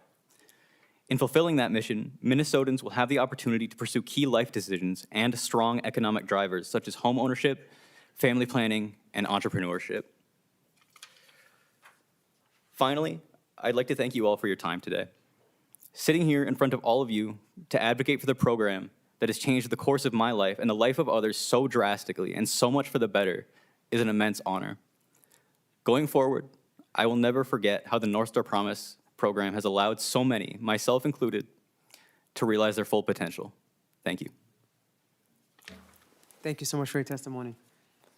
Next up, we have Nora Rizk, and then followed by Elena Pastor.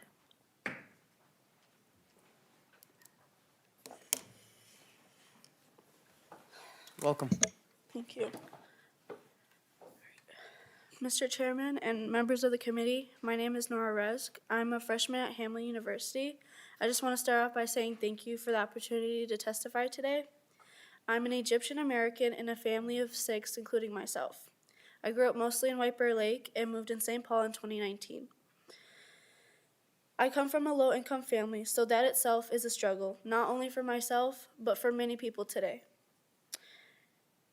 I'm majoring in public health with a minor in applied psychology. I'm the 3rd sibling in my family to attend college because my parents didn't have that opportunity in Egypt. I'm hoping to go to the route in the medical field and become an ICU doctor or an emergency doctor. I commute to Hamline.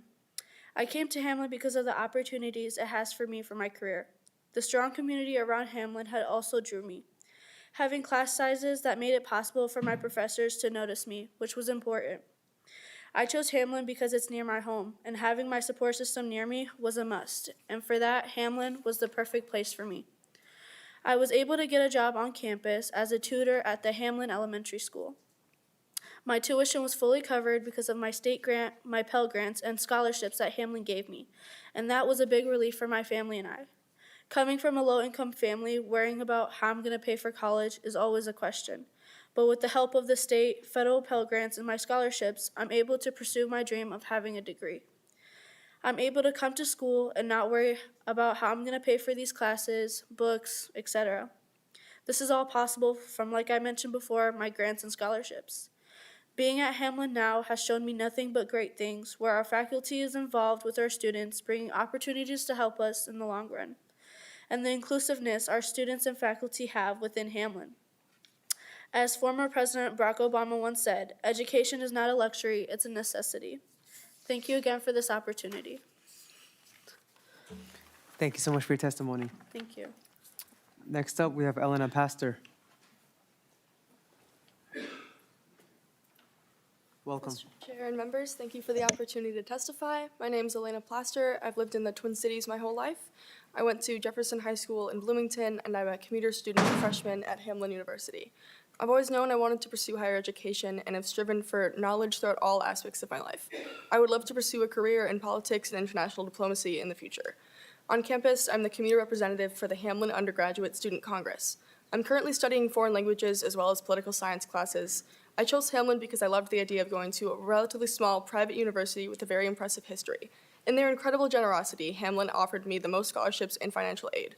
Without FAFSA, the Pell Grant, and the state grant that Hamlin bestowed upon me, I would not have been able to afford higher education. I'm extremely grateful and pray that these programs will continue to be available for those who otherwise would not be able to afford to attend college. I'm the first of my family to go to college in this manner, and with that I hope to set an example for my family and friends that it is possible. With financial aid, students like me can take our love of learning and turn it into a life. I know that this experience is reflected throughout my peers and classmates. We all rely on financial aid to have the opportunity for meaningful and intellectual careers. Thank you for your time. Thank you so much for your testimony. Next up, we have Will Luther, and then followed by Maya Moore. Welcome. Thank you.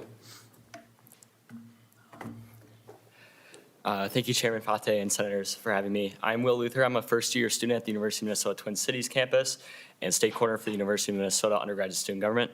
When looking for colleges last year, students around my high school were concerned about the cost of education. As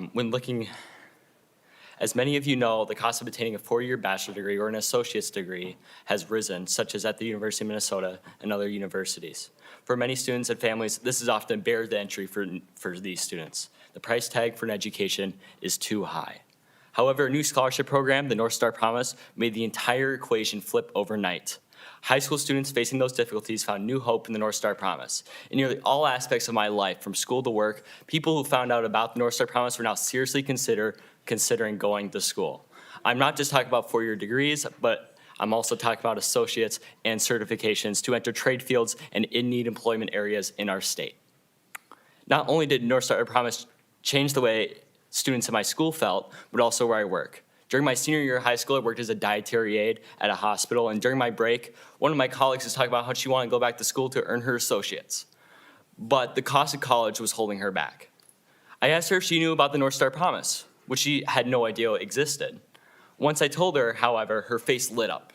For her, attending school and working full-time was not enough to cover both the cost of living and the cost of tuition. However, programs such as North Star Promise and North Star Promise Plus alleviate a lot of the financial burden for people trying to go back to school. North Star Promise is not just for four-year degrees for recently graduated high school seniors like me, but for the untraditional student, people who still want to earn their education while they work. The North Star Promise, by its name, is what colleges and universities in Minnesota should do: educate the residents of Minnesota for the common welfare of the state and its people. That is the North Star Promise. It is imperative to have a robust workforce that is resistant to changes such as the advancement of AI, closure of mining and manufacturing facilities, and foreign competition. In that case, we need to have something like the North Star Promise to allow Minnesotans to be competitive in the modern workforce no matter what stage of life they are in. Thank you, Chairman and Senators, for having me. Thank you so much for your testimony. Next up, we got Maya Moore. Welcome.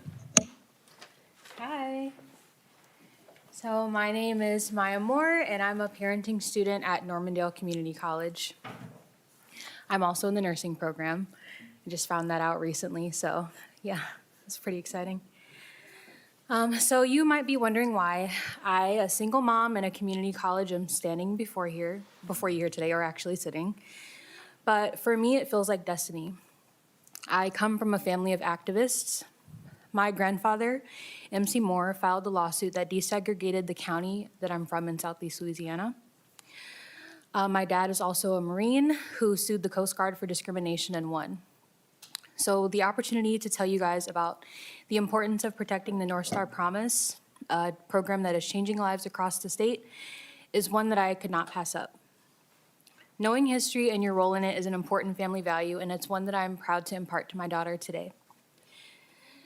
My parents divorced when I was young and money was tight.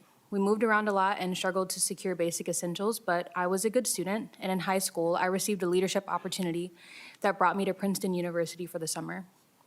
That summer of 2015, I became a part of LEADA, the Leadership Enterprise for a Diverse America. LEADA is a summer institute designed to empower kids from socioeconomically disadvantaged backgrounds on their higher education journeys. But to be honest, I felt out of place among the Ivies. I was caught between two worlds. I had one foot in the midst of excessive privilege, and the other at home where the people I loved were barely making ends meet. Under the weight of trauma and impossible choices, I started to self-destruct. I stopped communicating with LEADA. I lost touch with myself. Unsure of who I was and insecure about my potential, I tried to disappear. But I recently took the leap and enrolled back into school when my daughter Zuri was just 1 year old. Even in the womb, I knew my daughter was my everything. I want her to grow up differently than I did. I want her to know, I want her to know that she can do whatever she puts her mind to. But I was taking a risk because I knew that I would not be able to pay back student debt, and it was a really stressful gamble. But when another student parent told me about a program that had just become law, the North Star Promise Scholarship, I completed my FAFSA and learned that I was eligible. It was a surreal experience for me. Just complete this form and change your life. The ability to graduate and care for my daughter without the weight of crushing debt was huge, and I cannot overstate how transformative this scholarship has been for me and for my family. I'm enrolled full-time in Normandale's nursing program, and I have the goal of eventually becoming a nurse midwife. This is a career passion I would have never been able to pursue without the North Star Promise. Like Frederick Douglass, I realized that it is easier to build a strong child than to rebuild a broken person. I want to make the world a better place by nurturing the coming generations. To do this, I plan to advocate and care for mothers. They are the shelters of our future. Thank you. My commitment began with Zuri, my daughter. She is my shining star, she is my motivation, and she is my catalyst. Because of this program, I can show my daughter that no dream is out of reach. Because of this program, I will break cycles of struggle and replace them with opportunity. And because of this program, I will one day stand beside mothers as they bring new life into the world, providing them with the care, support, and compassion that every person deserves. The outsized impact of the North Star Promise extends far beyond the students attending college. It includes entire communities. I'm asking you to protect and sustain the North Star Promise Scholarship. Thank you. Mr. Chair. Thank you for sharing your story.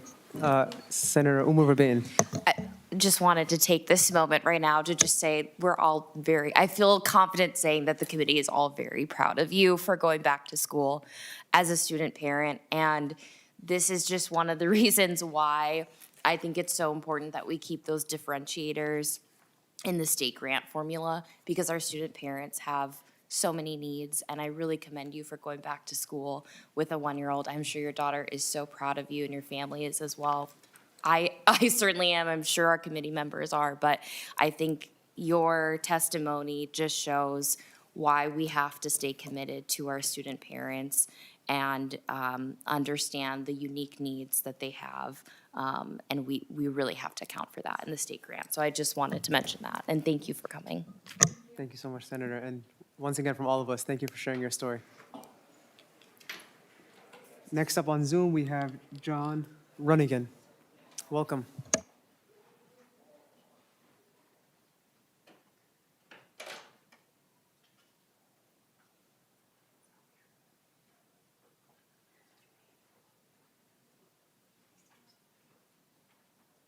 I'm just having camera issues real quick. I just got to resolve that in a second.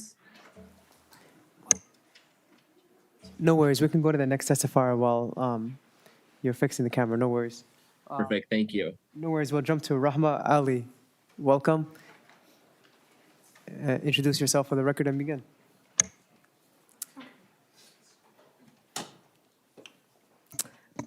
Assalamu alaikum and hello, I'm Rahma Ali. Dear Chair Fatah and members of the Senate of Higher Education Committee, thank you for having me. My name is Rahma Ali. I'm a senior on a pre-medical path student at the University of Minnesota Twin Cities campus. I stand here before all of you today wearing many different hats. I am the student body president of the undergraduate student body here at our Twin Cities campus. I'm a first-generation college student. I'm an immigrant citizen, and I'm a proud recipient of the North Star Promise Scholarship. My family immigrated to the United States from Somalia when I was 12 years old. More than anything, education has been the force that shaped my life. At home in Somalia, my younger siblings, 5 of us, and I only had access to religious schools, so we didn't have anything that we learned about math, sciences, history, or literature. My parents were committed to providing a better life for me and my siblings, so we moved to the state of Minnesota, leaving our old lives behind for the promise of education. It was a very, very intimidating process and experience, walking into a classroom at the age of 12 and not knowing a single word of English. But the West St. Paul School District was very, very supportive and had a number of wrapped around support systems like tutors and after-school programs that were able to help me and catch up throughout the process of learning, as well as a huge shout out to my ELL teachers, Mr. Gabe and Mrs. Ryan, for getting me through all the different experiences I had while learning English. School is very much where I learned to speak English and learned the ABCs and numbers, and over time it was where I found the confidence to use my voice. At home, my father always reminded us that education was the reason we had come to this country, and it was the key to a better life, and it was our responsibility to make the most out of this opportunity that we had. But opportunities alone is not always enough. For my family and for many other immigrant families, affording college is an uphill battle. 2 of my siblings were able to follow me to the University of Minnesota, so there are 3 of us, of my family members here in college all at once. That's nearly $30,000 in tuition costs per semester for my family. My father, who has worked for a Valley company for over 25 years, does everything he can to support us, but there's only so much one paycheck is able to cover.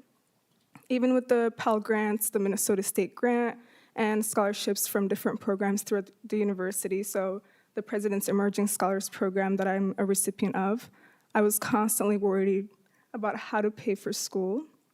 I live at home to cut costs. I've spent different years in different spaces to be able to carefully balance my studies, student leadership, and different financial strains. I've seen too many students like myself, first-generation student from immigrant families, who are forced to make different impossible challenges or choices, just questioning different thoughts of, should I take fewer classes so I can work more hours? Should I go part-time and stretch my degree for more than 4 years? And should I take on debt that will follow me for the rest of my life, even after graduation?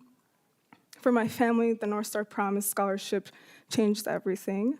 All 3 of us in college qualify, so we were able to have that financial burden be covered. And we're not able to worry about all the different questions that I was asking earlier.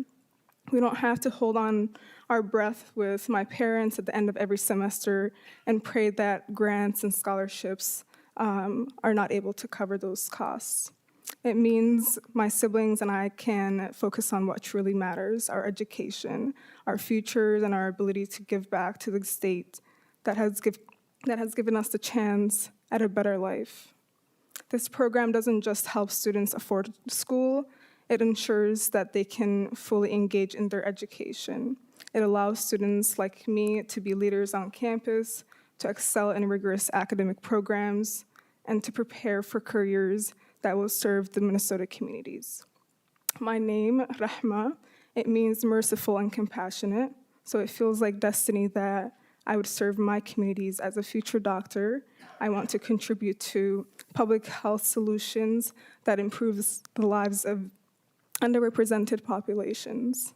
That dream is only possible because of the North Star Promise Scholarship.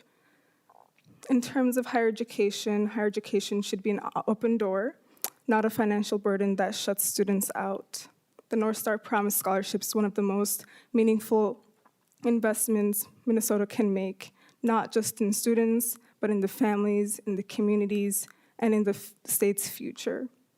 I urge you to continue supporting and expanding in programs so that more students, regardless of the backgrounds or incomes that they come from, can achieve their full potentials. Thank you, Chair Fatah and members of the council for being able to listen to my story. مع سند رحمة.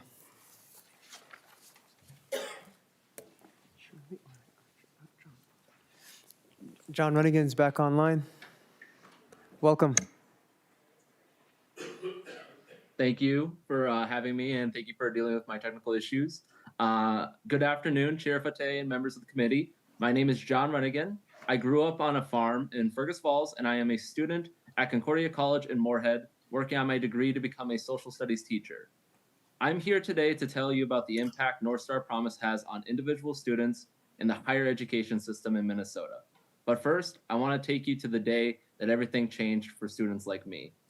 It was May 10th, and I stood outside the state capitol with student advocates, waiting to learn if the North Star Promise Scholarship had passed. As president of Lida Men, I had spent months fighting for this moment, testifying at the legislature, visiting colleges, and mobilizing students to demand free tuition for Minnesotans earning under $80,000 a year. Minnesota had long prided itself on higher education, yet rising costs had put it out of reach for far too many. It was time for a change. I wasn't always an advocate. Growing up in a farming family, I was the first to even consider college. Filling out the FAFSA felt like decoding ancient Greek. A simple mistake delayed my financial aid, forcing me to take out loans or drop out before I even got started. The system wasn't built for students like me. That frustration turned into purpose, fighting to make higher education more accessible with the North Star Promise as a key step forward. As we waited for news, I thought about students back home, first-generation students, families struggling to make ends meet, and the opportunities the scholarship would unlock. Then, a single mother approached me, tears in her eyes. She shook my hand and said, "Because of the work you did, my children will be able to go to college." Moments later, the bill had passed. The dream of North Star Promise had become a reality. Today, we're already seeing the return on the investment with record high enrollment at public colleges and universities. But that's just the beginning. We have also seen private nonprofit colleges and universities step up and implement programs similar to the North Star Promise in order to be competitive. This has completely changed the power dynamic in higher education. Before, students, particularly lower income students like myself, had to compete to get on the radar of a school and try to advocate for their financial aid packages. Thanks to North Star Promise and the comparable scholarships, it has inspired many public and private colleges are now competing for students. North Star Promise like programs have cropped up across Minnesota and North Dakota as well. I've experienced this shift in dynamic firsthand. I attended M-State Community and Technical College for 4 years, stacking up associate's degrees, praying that through my advocacy efforts or through a similar scholarship, I'd be able to eventually pursue my bachelor's. I want to become a public school history teacher, so taking on excessive student debt was never an option for me.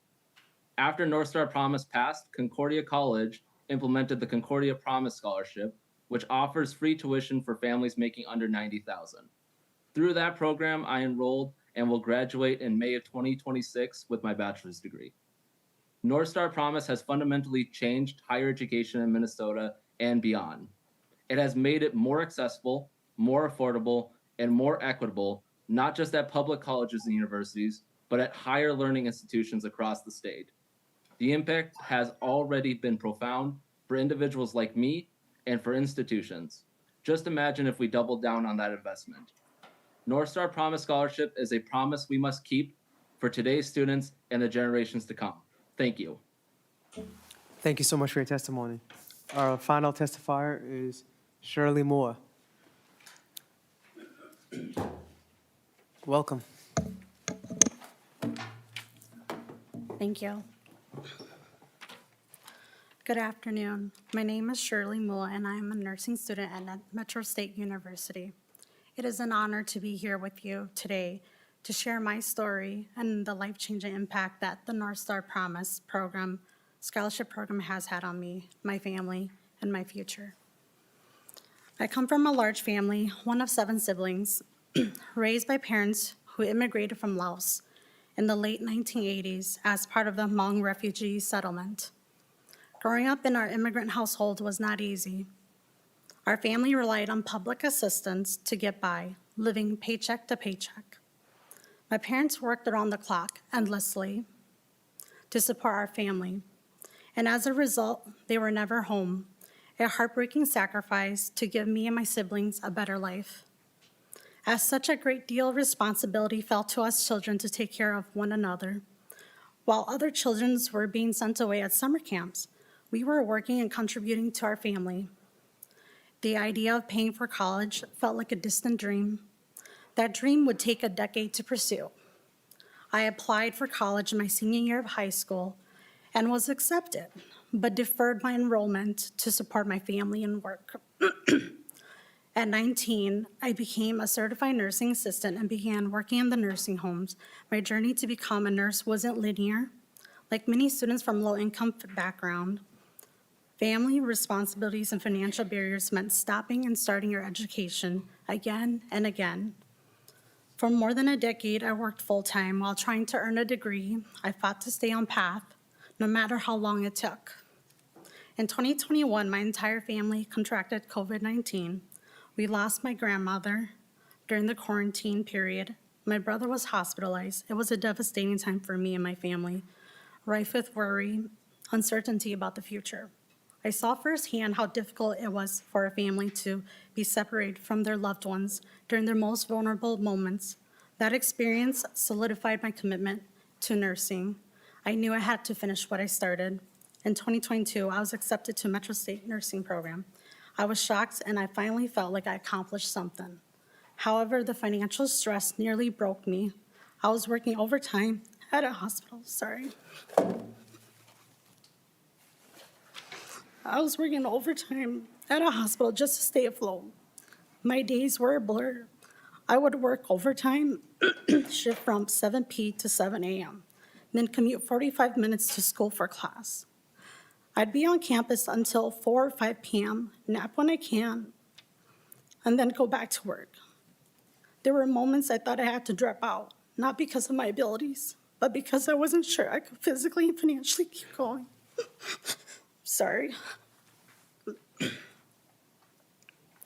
Thankfully, that's when I discovered the North Star Promise Scholarship. I worked closely with my school's financial aid office to ensure I didn't miss any tuition payments. They told me I would qualify. I applied at the first opportunity and learned my tuition would be covered. It was at that very moment that that heavy feeling in my chest lifted. The North Star Promise changed everything. For the first time, I could see a finish line. I was able to cut back on some of my work hours and focus more on education. I wasn't constantly in survival mode. My mental health improved, my stress level dropped. There was finally space to breathe. And now I'm months away from graduating with my nursing degree. North Star Promise didn't just help me, it kept me in school. It gave me the chance to fulfill a lifelong dream, one that was always financially out of reach, and I know I'm not alone. For first-generation students like me, this program is the difference between deferring a dream and achieving it. It is breaking down the barriers for students who have talent, the determination, and the work ethic, but just need that one opportunity to make it possible.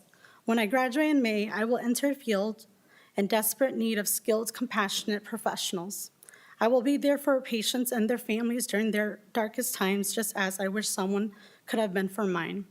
I truly believe now is the time to come together and care for each other during our most vulnerable moments, united for a better tomorrow. North Star Promise gave me that better tomorrow.